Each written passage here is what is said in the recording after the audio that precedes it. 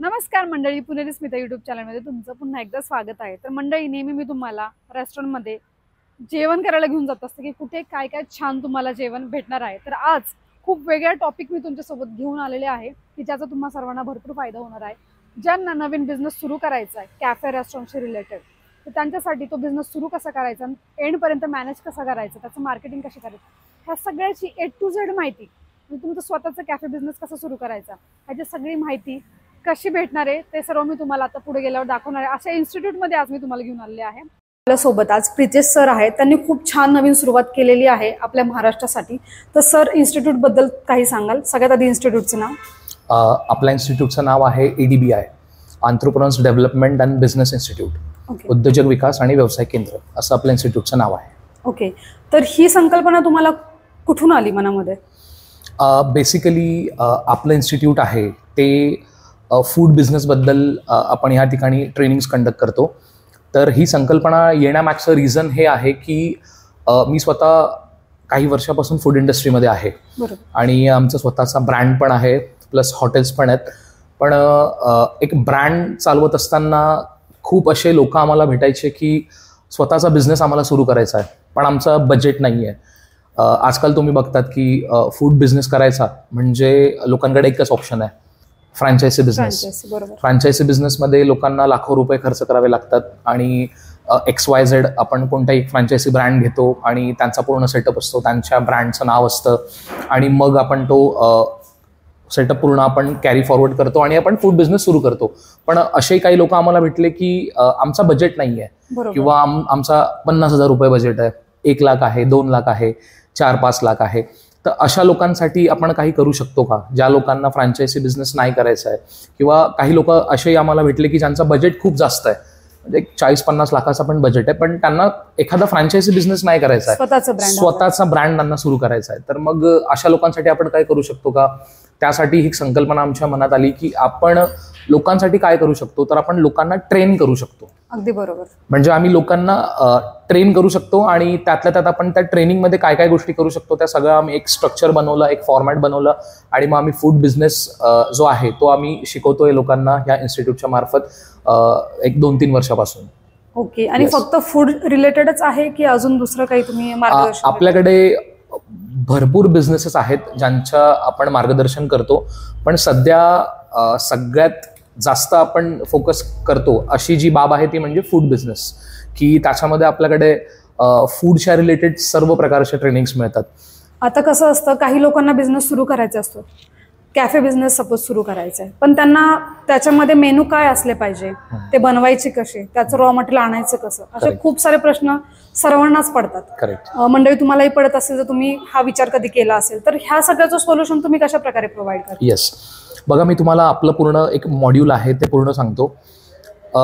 एक असा व्यक्ती ज्याला फूड बिझनेसबद्दल इंटरेस्ट आहे, खूप इच्छा आहे की आपण फूड बिझनेस सुरू करावा. आता मी तुम्हाला पण एक क्वेश्चन विचारतो, जसं आता आपण जॉब करतो, मी पण एक लाईफमध्ये जॉब केला आहे खूप आधी. आपण पर्टिक्युलरली एका रोडने जात असतो, बरोबर, डेली त्या रोडने आपण आपल्या ऑफिसमध्ये वगैरे जातो.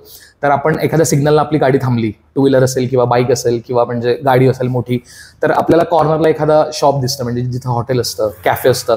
आपण काय विचार करतो, अरे यार तिथं खूप गर्दी आहे, बरोबर, तिथे नाही का त्यांचा एक 10-20 हजाराचा गल्ला असेल. गल्ला म्हणजे त्यांचा पर डे इन्कम असं आपण म्हणतो. प्रत्येक व्यक्ती असा आहे, म्हणजे महाराष्ट्रात तर प्रत्येक व्यक्ती असा आहे की त्याने कधी ना कधीतरी असा विचार केलाय की आम्हाला फूड बिझनेस सुरू करायचा आहे. कारण आम्ही डेली असं बघतो, म्हणजे आम्ही हॉटेल्स बघतो, कॅफे बघतो, तर आपण पण असं काही करू शकतो का, हे त्यांच्या मनामध्ये प्रश्न असतात. तर आपण जो पूर्ण मॉड्यूल बनवलंय, मी मगाशी म्हटलं की पूर्ण मॉड्यूल जे आपलं आहे, पूर्ण जे आपण स्ट्रक्चर असं अशा प्रकारे बनवलंय की त्याच्यामध्ये आपण एक असा व्यक्ती ज्याला काहीही नॉलेज नाहीये, शून्य नॉलेज आहे, पण तरी त्याला इच्छा आहे की फूड बिझनेसमध्ये मी काहीतरी करावं. तर अशा लोकांना आपल्याकडे A पासून Z पर्यंत सर्व प्रकारे आपण ट्रेनिंग त्यांना देतो, प्रोव्हाइड करतो. जसं की आता आपल्याकडे मोस्ट पॉप्युलर जी सेगमेंट आहे ट्रेनिंगची ती आहे कॅफे बिझनेस. तर कॅफे बिझनेस सारखंच आपल्याकडे मोमोजची पण ट्रेनिंग आहे, कारण मोमो पण खूप ट्रेंडमध्ये आहेत आणि मोमोच्या ट्रेनिंग्स पण आपल्याकडे खूप छान प्रकारे चालल्या आहेत. या 2-3 ट्रेनिंग्स आपल्याकडे खूप ट्रेंडला आहेत आणि इतरही ट्रेनिंग्स आहेत आपल्याकडे, जसं साऊथ इंडियन आहे, नॉर्थ इंडियन आहे, पंजाबी आहे, महाराष्ट्रीयन क्युझिन आहे, स्नॅक सेंटर वगैरे आहे, बिर्याणी हाऊसेस आहेत, मिसळ हाऊसेस वगैरे आहेत. म्हणजे खूप वास्ट असं आहे, जवळजवळ आपण 1000च्या वरती पदार्थ शिकवतो. तर आपण कसं करतो की जे मॉड्यूल आम्ही बनवलंय की त्याच्यामध्ये सगळ्यात महत्वाचा मुद्दा येतो की फूड कसं बनवायला पाहिजे. अगदी बरोबर. मेनू कसा बनवायचा तीच आहे. येस, सगळ्यात महत्वाचं आहे की मेनू बनवता आला पाहिजे. तर आपण आपल्या ट्रेनिंगमध्ये ज्या गोष्टींचा आपण इन्क्लूड केलंय त्याच्यामध्ये सगळ्यात महत्वाचं आहे की मेनू कसा बनवायचा. जसं आता आपल्याकडे कॅफे बिझनेसची ट्रेनिंग आहे, त्याच्यामध्ये एक 10 ते 12 कॅटेगरीज आहेत. जसं आपण पिझ्झा आहेत, पिझ्झाचे काही प्रकार आपण शिकवतो, बर्गर्स आहेत, बर्गरचे काही प्रकार, त्याच्यात मिल्कशेक आहेत, फ्राईज आहेत, पास्ता आहे, असे खूप डेझर्टमध्ये आहेत, म्हणजे वॅफल वगैरे झाले, असे खूप असे पदार्थ आहेत जे आपण ट्रेनिंगमध्ये इन्क्लूड केलेत. तर आपलं पूर्ण मॉडेल असं आहे की आपण ट्रेनिंगमध्ये मेनू शिकवतो, त्यासोबतच त्या मेनूला आपण बनवत असताना कोणकोणते इक्विपमेंट्स यूज होतात. म्हणजे जसं आता फ्रायर आहे, ओव्हन आहे, ग्रिलर आहे, की अजून कोणते आहेत, ब्लेंडर, मिक्सर आहे, पूर्ण किचन सेटअप आपण स्टुडंट्सला इथं ट्रेनिंगमध्ये शिकवतो. म्हणजे मी मगाशी म्हटल्याप्रमाणे एखादा नवीन व्यक्ती जरी आला आणि त्याला इक्विपमेंट बद्दल पण नॉलेज नाहीये, त्याला मेनू बद्दल पण नाही, तर त्याला आपण मेनू पण शिकवतो, त्याला इक्विपमेंट्स कसे हँडल करायचे, म्हणजे बारीक बारीक गोष्टी, टेम्परेचर कसं सेट करायचं, टायमिंगवर कसा सेट केला पाहिजे. इव्हन आता ओव्हन्समध्ये लोकांना जाळीवर पिझ्झा ठेवण्यापासून तर तो किती आपण त्याला हिट केला पाहिजे, त्याला कलर कसा चेंज होतो, मग तुम्ही बाहेर कसा काढायचा, सगळं. आणि इव्हन बेसिक पासून आपण सगळं शिकवतो. आणि तिसरा मुद्दा याच्यामध्ये असा आहे की 2 मुद्दे, म्हणजे पहिला मेनू आहे, दुसरा इक्विपमेंट आहे, आणि तिसरा मुद्दा असा आहे आपल्या ट्रेनिंगमध्ये की आपण जेही सगळ्या ट्रेनिंगमध्ये लोकांना मेनू शिकवतो त्या आपल्या स्वतःच्या सिक्रेट रेसिपीज आहेत. येस. आणि हे सर्व जे काही मेनू तुम्ही बोलता शिकवतात ते अगदी कोण शिकवतो? हा, तर आपल्याकडे ट्रेनिंगमध्ये बहुतेक लोकांचे असे प्रश्न असतात की ट्रेनिंग आहे तर मग कोणी नॉर्मल कोणी असेल का, म्हणजे आचारी, कुक वगैरे असं कोणी असेल का. तर मी सगळ्यांना सांगू इच्छितो की आपल्याकडे हॉटेलचा असं कोणी आचारी किंवा कुक वगैरे नसतो. आपल्याकडे प्रोफेशनल शेफ आहेत जे की 3 स्टार 5 स्टार हॉटेलला काम करतात, जे की फॉरेनमध्ये काम करून आलेले आहेत आणि त्यांना या बिझनेस बद्दल पूर्ण कोर नॉलेज आहे. असे लोक आहेत जे आपण सध्या आपल्या टीममध्ये आणि तेच पूर्ण प्रोफेशनल ट्रेनिंग देतात याच्यामध्ये. ओके, त्यामुळे ते पदार्थ असे बनले पाहिजेत की लोकांनी परत आलंच पाहिजे आपल्या कॅफेमध्ये, आणि आपला कॅफेचं एक स्वतःचं नाव आणि ब्रँडिंग तर तयार होणारच त्या माध्यमातून. सर, ह्या क्लासचा म्हणजे ह्या इन्स्टिट्यूटचं ड्युरेशन काय आहे? आपल्याकडे जसं मी म्हटलो मगाशी, आपल्याकडे खूप प्रकारच्या ट्रेनिंग्स आहेत. तर आपल्याकडे 2 दिवसापासून तर 1 महिन्यापर्यंत पण ट्रेनिंग्स आहेत. कोणतं ट्रेनिंग आपलं आहे ते 2 दिवसाचं पण असतं, कारण त्याच्यामध्ये कमी इन्ग्रेडियंट्स म्हणजे कमी मेनू असतात. काही जे आपले ट्रेनिंग आहेत ते आपले जास्त दिवसाचे आहेत, काही 3 दिवस, काही 5 दिवस, 7 दिवस, 10 दिवस, 15 दिवस, 1 महिना, असे वेगवेगळ्या ट्रेनिंग्स आहेत. तर सर, ह्यामध्ये तुमचं काही एज क्रायटेरिया किंवा शिक्षणाचा असं काही पर्टिक्युलर क्रायटेरिया आहे असं काय? ओके, मी सगळ्यांना एक सांगू इच्छितो, मला खूप आनंद होतो हे सांगताना की आपल्याकडे एज आणि शिक्षणाचा काही क्रायटेरिया नाही आहे. म्हणजे मी स्वतः शॉक झालेलो. आपल्याकडे एक 4-5 महिन्याआधी 11-12 वर्षाचा एक मुलगा सुद्धा आला होता ट्रेनिंगला. अरे वा.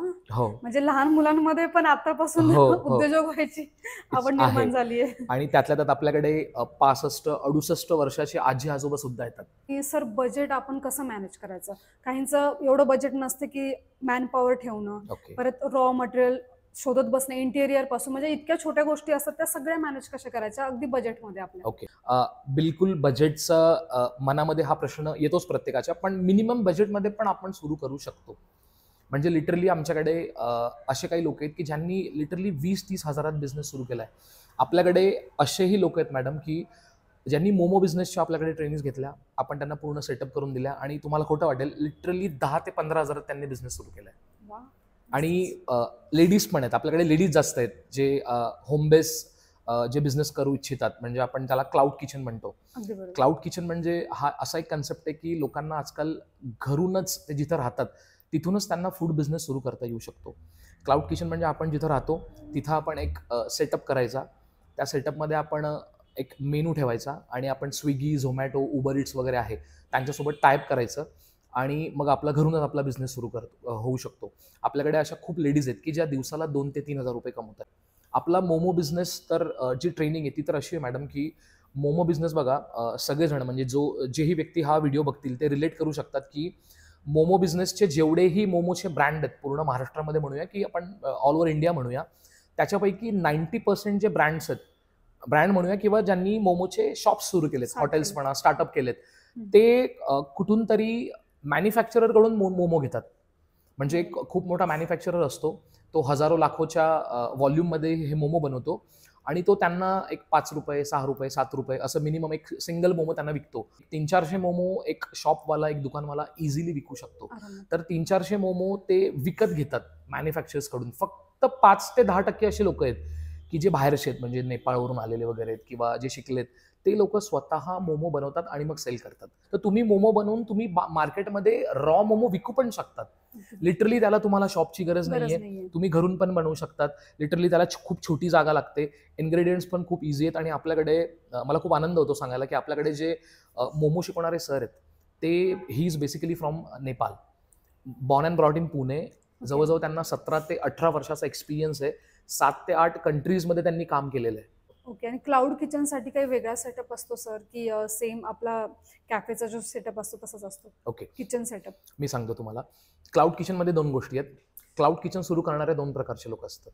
जसं क्लाउड किचन काही लोक यासाठी सुरू करतात की आमचा बजेट नाही आहे, कॅफे सुरू करण्याचा, हॉटेल सुरू करण्याचा आमचा बजेट नाही आहे, आम्हाला एक छोटा सेटअप सुरू करायचा आहे, बजेट खूप कमी आहे, 50,000 1,00,000 एवढं बजेट आहे, पण आम्हाला क्लाउड किचन सुरू करायचं आहे. आणि काही दुसऱ्या प्रकारचे लोक असे असतात की आमच्याकडे बजेटचा प्रॉब्लेम नाही आहे, पण आम्हाला घरातूनच करायचं आहे, कारण आम्हाला घरात मदत करणारे खूप जण आहेत, असं आहे. तर खूप कमी बजेटमध्ये आपण करू शकतो. सगळ्यात महत्त्वाची गोष्ट आहे पॅकेजिंग मटेरियल पण असतं, कारण क्लाउड किचन म्हणजे तुम्ही ऑनलाईन डिलिव्हरीज लोकांपर्यंत पोहोचवणार.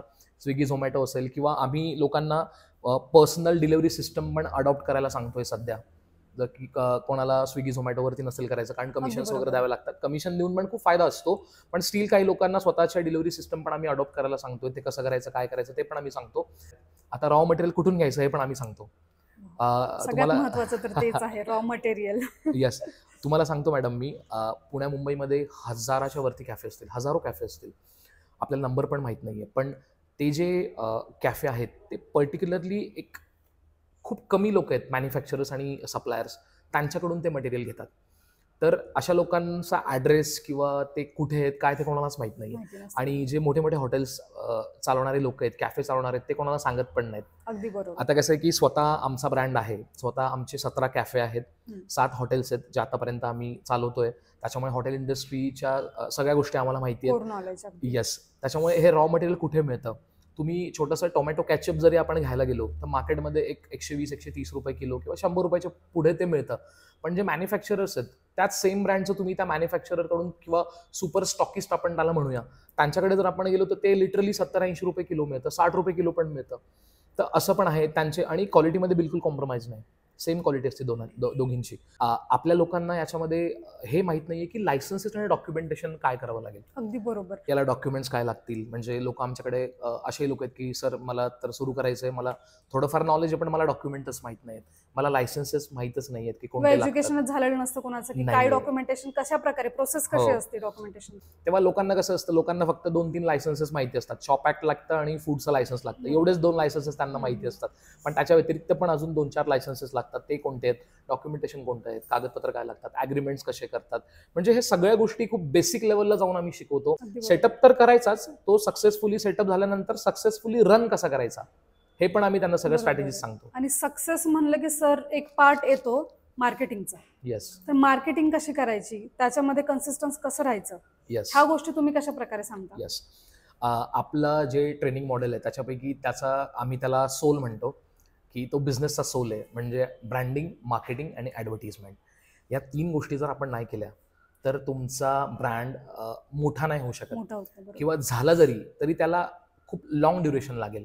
म्हणजे तुम्ही आजकाल बघतात, आपण सोशल मीडियावरती एखादं रील व्हायरल झालं एखाद्या हॉटेलचं, कॅफेचं, तर तिथे किती गर्दी होते. विदिन म्हणजे 2 दिवस 3 दिवसाच्या आत तिथं खूप गर्दी होते. जे की सोशल मीडियाच्या आधी असं होतं की पॉप्युलर व्हायला एक तर वर्ड ऑफ माउथ होतं, तुम्ही तोंडाने कोणाला तरी सांगू शकतात, माउथ पब्लिसिटी होता. तर असं करत करत 1, 2, 4, 6 महिने, वर्ष 2-2 वर्ष लागून जायची एखादं ठिकाण प्रसिद्ध व्हायला. पण आता 2 दिवसाच्या आत एखादं ठिकाण प्रसिद्ध होऊ शकतं सोशल मीडियासाठी. तर त्याच्यात पण आम्ही स्टुडंट्सला गाईड करतो की तुम्ही सोशल मीडिया हँडलिंग कसं करायचं, तुम्ही डिझायनिंग्स कशा करायच्या. इव्हन आम्ही ग्राफिक्स बद्दल पण सांगतो, पोस्ट कशा बनवायचे, तुम्ही त्याला स्प्रेड कसं करायचं. आजकाल खूप छान छान टूल्स आलेत, मेटाचे खूप छान टूल्स आलेत की जे थोडंफार आपण त्याच्याकडे लक्ष दिलं, थोडं खर्च केलं तर आपल्याला खूप चांगला रिझल्ट वगैरे दिसतो. तर ते पण तुम्ही कसं करू शकतात. व्हॉट्सअप बिझनेस आहे, म्हणजे व्हॉट्सअप मार्केटिंग आहे, ते तुम्ही कसं करू शकतात. सोशल मीडिया, एक सोशल ॲडव्हर्टिजमेंट कशी करायची आणि फिजिकल ॲडव्हर्टिजमेंट आणि मार्केटिंग कशी करायची. म्हणजे तुम्ही फिजिकली ऑन रोड तुम्ही काय करू शकतात. म्हणजे तुम्ही बॅनर लावू शकता, तुम्ही अजून दुसऱ्या काही ॲडव्हर्टिजमेंट आहेत त्या तुम्ही करू शकतात, तुम्ही त्या बायसिकल्स येतात त्या तुम्ही यूज करू शकतात, की काय करू शकतात आणि या स्ट्रॅटेजीज तुम्ही कशा अप्लाय केल्या पाहिजेत. हे सगळ्यांचं ऑथेंटिक नॉलेज आम्ही स्टुडंट्सला सगळं देतो. तर ह्या बिझनेसमध्ये सर महिला कशा प्रकारे सहभागी होऊ शकतात आणि आजकाल घर बसल्या पण भरपूर महिलांना आपलं स्वतः उद्योजिका होण्याची खूप मोठी स्वप्न असतात, तर ते कसं पूर्ण करू शकतात ह्या माध्यमातून. आपल्याकडे 40 to 50% ट्रेनिंग्समध्ये महिलाच असतात. अरे वा. हो. आणि महिलांसाठी आपल्याकडे एक खूप चांगली अशी गोष्ट आहे की मी मगाशी म्हटलं त्याप्रमाणे की क्लाउड किचन महिला सुरू करू शकतात. कारण महिलांकडे आपण म्हणतो ना की घरही असतं घर पण आणि सांभाळायचं त्यांना असतं. थोडा एक बिझनेस पण करायचा असतो. कारण घरातल्या जबाबदाऱ्या पण सोडायच्या नसतात अगदी बरोबर. आणि दोन्हीचा बिझनेस पण balance. करायचा असतात, दोन्ही बॅलन्स करायचं असतं.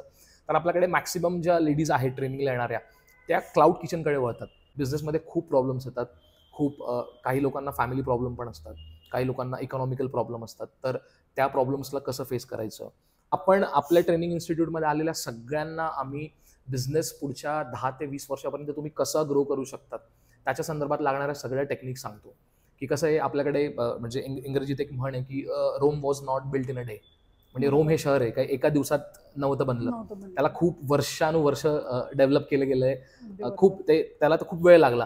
तसंच आहे की तुम्हाला रोम सारखं एखादं शहर बनवायचं त्याला वेळ लागेल, तसंच तुम्हाला एक खूप चांगल्या लेवलचा मोठा बिझनेस बनवायचा आहे त्याला वेळ लागेल. एक रातोरात पेशन्स हवे आपल्यामध्ये. पेशन्स पाहिजे. करेक्ट. आणि आपल्याला मार्केटमध्ये हे पण लक्षात आलं पाहिजे की आपल्याला काय चेंजेस करणं महत्वाचं आहे, कोणत्या गोष्टीमुळे आपल्याकडे येत नाहीयेत कस्टमर किंवा कुठे आपण कमी पडतो ह्या गोष्टी पण जाणून घेणं तिथे जास्त महत्वाचं पडतं. मग ह्याबद्दलचं ट्रेनिंग पण तुम्ही प्रोव्हाइड करता. येस. की फेल्युअर जर आलंच तर ते फेल्युअर मधून आपण कसं सक्सेसफुल व्हायचं. येस. तर बघा फेल्युअर हे येणारच आहे. कोणताही तुम्हाला मेंटॉर असू द्या, कोणताही बिझनेस कोच असू द्या, कोणताही मोटिवेशनल स्पीकर असू द्या, तुम्हाला जर असं कोणी म्हणत असेल की तुम्हाला फेल्युअर येणार नाही, तुम्ही ह्या गोष्टी करा तुम्हाला फेल्युअर येणार नाही, तुम्ही त्या गोष्टी करा तुम्हाला फेल्युअर येणार नाही, असं बिलकुल नाही. कधीही होत नाही. फेल्युअर हे आलेच पाहिजेत. आले पाहिजे इन द सेन्स की अर्ली फेल अर्ली लर्न. लवकर फेल व्हा लवकर लर्न करा. म्हणजे असेही खूप लोक आहेत की जे वयाच्या त्यांनी 18-20व्या वर्षी त्यांनी बिझनेस सुरू केला, खूप 25, 28, 30 वर्ष येईपर्यंत त्यांनी फेल्युअर त्यांनी म्हणजे फेस केले. पण 30-32 नंतर त्यांना आता फेल्युअर खूप कमी येतात कारण ते शिकलेत टॅकल कसं करायचं प्रॉब्लेम्सला आणि त्यांचे बिझनेसेस खूप छान चालू आहेत. त्याच्यामुळे मी सगळ्यांना हेच सांगतो की कन्सिस्टन्सी ही पाहिजे आणि तुमच्याकडे क्वालिटी, तुमची सर्व्हिस आणि तुम्ही कस्टमरला कसं ट्रीट करता, ट्रीटमेंट तुमची, कस्टमर रिलेशनशिप. येस रिलेशनशिप, ते तुम्ही कधीही त्याला तुम्ही बायपास नाही केलं पाहिजे. कोर्स कम्प्लीट झाल्यानंतर जर काही अडचणी आल्या, काही गोष्टी नाही जमत आहेत, कारण असं नाही होत की 3 दिवसात शिकले म्हणजे त्यांना लगेचच येणार आहे. तुमची मदत त्यांना लागणारच आहे, तर ती मदत तुम्ही प्रोव्हाइड करता, कंटिन्यू त्यांच्याबरोबर कनेक्टेड राहता. करेक्ट. हा सगळ्यात महत्त्वाचा एक मुद्दा आहे. बरं झालं तुम्ही प्रश्न विचारला. आपल्याकडे जेही स्टुडंट्स एन्क्वायरी करतात त्यांचा एक प्रश्न असतो की 3 दिवसामध्ये ट्रेनिंग होणार का. बरोबर. हा जेन्युइन प्रश्न आहे. 3 दिवस ट्रेनिंग घेतली, 3 दिवसामध्ये आपण त्यांना नोट्स पण देतो. Practical training plus notes. Notes ह्या प्रिंटेड असतात, एक बुक असतं पूर्ण, त्याच्यामध्ये पूर्ण डिटेल्स असतात. जसं पदार्थाचं नाव, जसं आता पनीर टिक्की बर्गर आहे, वरती पनीर टिक्की बर्गर, खाली एक बॉक्स असतो त्याच्यामध्ये इन्ग्रेडियंट्स लिहिलेले असतात. कोणतं इन्ग्रेडियंट किती ग्रॅम आहे, किती टेबल स्पून, टीस्पून आहे, पूर्ण मेजरमेंट वगैरे पूर्ण असतं त्याच्यामध्ये आणि खाली त्याची प्रोसेस असते, कृती. आणि हे सगळं मराठीत आहे. पूर्ण नोट्स ज्या आहेत त्या आम्ही मराठीत बनवल्यात, तर मराठीत आहेत. आणि त्याच्यासोबतच आम्ही सर्टिफिकेट पण प्रोव्हाइड करतो की जे सर्टिफिकेट आजकाल बघा तुम्ही शासनाच्या काही योजना असतात, बिझनेस लोन वगैरे आपण घेतो बँकेतून किंवा काही स्कीम असतात गव्हर्नमेंटच्या, सबसिडीज वगैरे भेटतात शासनाच्या बिझनेससाठी. तर त्याच्यासाठी जेव्हा आपण प्रोजेक्ट वगैरे किंवा फाईल वगैरे बनवतो तेव्हा एक सर्टिफिकेट लागतं तिथं. तर हे सर्टिफिकेट आहे ट्रेनिंगचं, हे खूप तिथं गरजेचं आहे. तर तिथं ह्या सर्टिफिकेटचा पण यूज होऊ शकतो. कधीही ट्रेनिंग घेतल्यानंतर 2, 4, 6 महिने, वर्षभर, 2 वर्ष, 5 वर्ष कधीही ते आमच्याकडे त्यांनी हेल्प मागितली तर we are there for them any time. तर सर मी एक ऑब्झर्व केले, आपल्या महाराष्ट्रात राहणारी लोक जॉबची जी चौकट आहे 9 to 5 ची, त्या चौकटीतून बाहेर पडून स्वतःचा बिझनेस सुरू करायला फार घाबरतात. आणि त्या लोकांसाठी तुम्ही काय सांगणार की ज्यांना करायचंय पण जॉब सोडायची भीती वाटतीये, फेल्युअरची भीती वाटतीये, तर त्या लोकांनी काय केलं पाहिजे? बघा, तुमचा प्रश्न एक आहे, त्याला उत्तरं अनेक आहेत. म्हणजे महाराष्ट्रात राहणारी जी लोक आहेत त्यांना बिझनेसबद्दल भीती आहे का? नाही. त्यांच्या मनात प्रश्न खूप आहेत. त्या प्रश्नांना उत्तरं देणारं त्यांना कोणी मिळत नाही आहे. म्हणजे मी खूप ऑब्झर्व केलं आहे आणि ज्यांच्यासोबत पण मी बिझनेसेसबद्दल बोलतो तेव्हा मला माझ्या ऑब्झर्वेशनमध्ये एक गोष्ट आली आहे की आपल्या महाराष्ट्रात राहणाऱ्या लोकांचे, म्हणजे मुलांचे, आपण यंगस्टर्सचे म्हणूया, त्यांचे जे पॅरेंट्स आहेत, तर पॅरेंट्स लोक आपल्या मुलांना प्रोटेक्ट खूप करतात.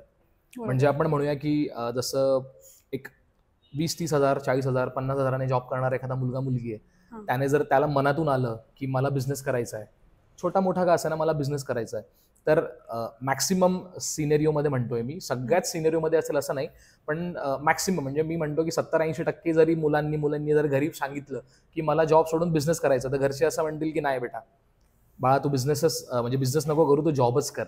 कारण कसं आहे की यात त्यांची पण चुकी नाहीये, ते प्रोटेक्ट करतात. त्यांनी दुनियादारी बघितली आहे, त्यांनी फेल्युअर्स बघितले, त्याच्यामुळे त्यांना असं वाटतं की आम्ही जे फेल्युअर मिळवणारे लोक बघतोय मार्केटमध्ये, आपली मुलगी किंवा आपला मुलगा त्याच्यातलं एक नसावा. तर मी जेही हे व्हिडिओ बघताय त्यांना मी सगळ्यांना सांगेल की ज्यांनाही स्वतःचा बिझनेस सुरू करायचा आहे पण त्यांच्या मनात साशंकता आहे, प्रश्न आहेत खूप, मार्ग मिळत नाहीये, तर त्यांनी नक्की आमच्या इन्स्टिट्यूटला एकदा व्हिजिट करा. आपण आता काही वेळेस पॅरेंट्स लोकांचं पण काउन्सिलिंग करतो की तुम्ही कसं केलं पाहिजे, काय म्हणजे असतं. वेल्दी पण असतात, काही पॅरेंट्स असतात त्यांची फॅमिली वेल्दी आहे, म्हणजे खूप छान आहेत, पण त्यांना मुलांना बिझनेस नाही करू द्यायचा आहे. किंवा असे खूप लोक आहेत की ते चांगले, म्हणजे कंपनीजमध्ये काम करतायत, एम्प्लॉईज आहेत किंवा गव्हर्नमेंट एम्प्लॉईज आहेत, खूप छान चाललंय, पण त्यांच्या मुलांना बिझनेस करायचा आहे, तर त्यांना ते नाही म्हणतात की अरे बिझनेस नको करू. पण अशा लोकांना पण आम्ही सांगतो की भीती, ते म्हणतो ना की आता पाण्यात आपण पडतो तर आपल्याला पोहायला लागतच नाही, आपण हातपाय मारावेच लागतात, नाही आपण हातपाय मारले तर आपण बुडणार आहे. ऍटलिस्ट बुडण्याच्या आधी ऍटलिस्ट आपण हातपाय मारले पाहिजे, आणि प्रयत्न केले तर 100% माणूस पोहू शकतो. त्याच्यामुळे मी एकच सांगेल सगळ्यांना की ज्यांनाही बिझनेस करायचा आहे, ज्यांच्या मनात प्रश्न आहे, त्यांनी एकदा आपल्या इन्स्टिट्यूटला व्हिजिट करा. मी नंबर पण देतो तुम्हाला, तो नंबर पण आपल्या इथं फ्लॅश होईल. त्या नंबरवर तुम्ही कॉल करा, व्हॉट्सअप मेसेज करा. आमच्याकडे कंटिन्युअस खूप कॉल्स आणि मेसेज येत असतात, तर कधी कधी असंही होईल की एखाद दुसरा कॉल रिसीव्ह नाही होणार, तर तुम्ही व्हॉट्सअपला मेसेज पण करू शकतात किंवा तुम्ही 2-3 वेळा ट्राय करा 1-2 तासाने, कारण आमचे जे टेलिकॉलिंगचे नंबर्स आहेत, दिवसभरामध्ये आम्हाला 300-400 कॉल्स येतात आणि 400 ते 500 मेसेजेस येतात व्हॉट्सअपला. त्याच्यामुळे आपली टीम आहे, खूप मोठी आहे, सगळेजण डेडिकेटेडली सगळ्यांना अटेंड करतात, पण कधी कधी अटेंड करणं शक्य होत नाही, त्याच्यामुळे परत तुम्ही कॉलबॅक करू शकता किंवा आमची टीम तुम्हाला परत कॉलबॅक करतेच. तर मी सगळ्यांना रिक्वेस्ट करतो की बिझनेसकडे चांगल्या नजरेने बघा, आणि बिझनेस, जॉब आणि बिझनेस दोन्ही चांगले आहेत, पण मी सगळ्यांना एक एक्झाम्पल देतो की एखादा माकड आहे, माकडासमोर आपण 100 रुपयाची नोट ठेवली आणि केळं ठेवलं, तर तो काय उचलेल? केळी उचलेल, कारण त्याला हे माहित नाहीये की ते 100 रुपये घेऊन आपण मार्केटमध्ये गेलो तर आपल्याला 2-3 डझन केळी येतील. त्याच्यामुळे हे असंच आहे. म्हणजे जॉब करणारे लोक जे आहेत, म्हणजे काही लोक हे जॉब उचलतात कारण त्यांना जॉबला मंथली सॅलरी आहे, 30 तारीख 1 तारीख असं आहे, मला सॅलरी मिळते, पण त्यांना हे माहित नाही की तुम्ही जर बिझनेसकडे वळले तर आज तुम्ही जॉब करतायत, पण उद्या तुम्ही जॉब देणारे म्हणा नाही, तुम्ही 100 लोकांना, पण ऍटलीस्ट तुम्ही 2-4-5 लोकांना तरी तुम्ही जॉब देऊ शकतात, एक 10-20 हजार, 15-20 हजाराचा, आणि तुम्ही पण एक 1.5-2 लाख रुपये तरी मिनिमम तुम्ही कमवू शकता. एवढं पोटेन्शियल बिझनेसमध्ये आहे. फूड इंडस्ट्री ही कधीही खाली येणार नाही, ही वरच जात राहणार आहे. त्याच्यामुळे फूड इंडस्ट्रीमध्ये ज्यांना पण इंटरेस्ट असेल बिझनेस करायचा, त्यांनी नक्की आपल्या इन्स्टिट्यूटला व्हिजिट करा. आपलं इन्स्टिट्यूट पिंपरी चिंचवड येथे आहे, पुण्यामध्ये पिंपरी चिंचवड आहे. पुण्याच्या आणि मुंबईच्या बाहेरच्या लोकांना माहित नसेल त्यांना सांगतो मी, पिंपरी चिंचवड हा एरिया आहे पुण्यामध्ये, तिथं आपलं इन्स्टिट्यूट आहे. आपलं चिंचवड रेल्वे स्टेशनच्या जवळच आहे, मेन हायवेलाच आहे. तुम्ही इथं आपलं इन्स्टिट्यूट एक 10 ते 6-6:30 पर्यंत चालू असतं. तुम्ही कॉल करून आपल्या व्हिजिटला येऊ शकतात आणि स्वतःचा बिझनेस या नवीन वर्षामध्ये सुरू करण्याची ज्यांना इच्छा आहे, तर ते स्वप्न तुम्ही पूर्ण करू शकता. तर मंडळी, तुम्हाला पण उद्योजक बनायचंय आणि तुम्हाला पण खूप सारे प्रश्न पडलेले होते, आणि त्या सर्व प्रश्नांचं उत्तर तुम्हाला ह्या व्हिडिओ मार्फत नक्कीच मिळालेलं असेल. आणि अजूनही काही प्रश्न तुमच्या मनात असतील तर तुम्ही कमेंट सेक्शनमध्ये मला नक्की विचारू शकता. सगळ्यांची उत्तर मी तुम्हाला देणार आहे, आणि स्क्रीनवरती पण मी तुम्हाला कॉन्टॅक्ट नंबर दिसत असेल तर डिस्क्रिप्शनमध्ये पण मी तुम्हाला सर्व डिटेल्स देत आहे. तुम्हाला पण जर उद्योजक व्हायचंय, कॅफे बिझनेस सुरू करायचंय, तर तुम्ही आत्ताच दिलेल्या नंबरवरती कॉन्टॅक्ट करा आणि तुमचं उद्योजक बनायचं स्वप्न नक्कीच पूर्ण करा. धन्यवाद.